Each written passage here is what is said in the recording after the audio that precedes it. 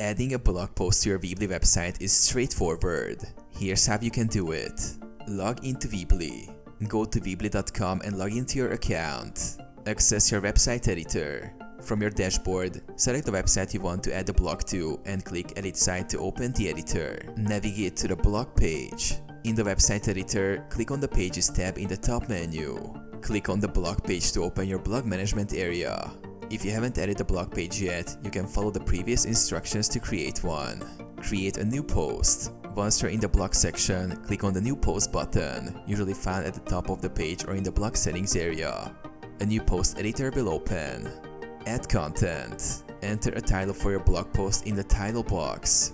Use the editor to add your content, including text, images, videos, and any other elements you want to include. You can format the text, add headings, and insert links.